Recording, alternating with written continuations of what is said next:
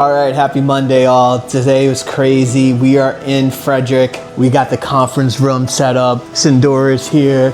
You all see the conference room, right? So we got that set up here. We're setting up our 11 o'clock meeting. We're testing out the soundproof pods. So we have Nikki, Sindora, they're testing out everything. You can't hear anything. Now it's time to scarf this down and see if we can put up some pictures and also move the furniture from the old office to this office. And then we also got to order 2 more pieces of, call it asset chairs. Well, I have an interview at 1:30, and then we're discussing international payments at 2 with the folks from London to see if we can get their credit card, right? I won't be back for the rest of the week, right? Tomorrow in Silver Spring. Hi, my name is Nikki Romley. I am just starting my practicum here, and I have my first client on Thursday. So I'm preparing for that because it will be the first person I've ever seen. But I know it'll go well. I'll gain confidence. And I'm really enjoying hearing the case studies, but I'm finding how complicated couples therapy is. It seems like you can be in a real dilemma, what you're allowed to do, what you can't do, how are you going to help these people? I have to be honest, my gut feeling hearing some of them is basically,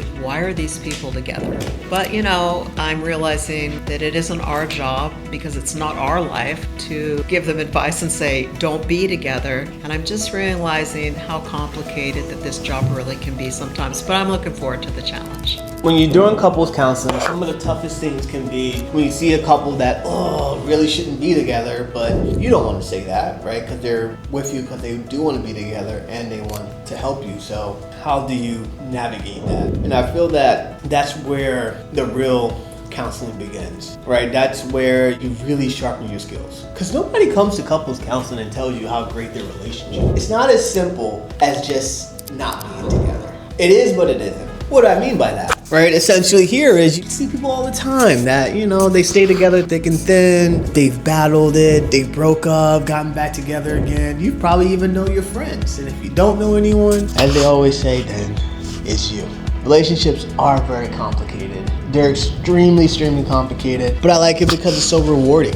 So rewarding to help, to see people grow, learn, and you can actually learn a lot about your own relationship or like how to best deal with others and things of that nature. What do you say, Sindora? I think couples is really interesting. When I first heard one of the case scenarios, I was like, this seems a little complicated. We're all gonna have to go through things, and the only way they'll see it for themselves is through going through this, like with their own self-belief, right? So they have to, and we're just there to guide them in the best way possible.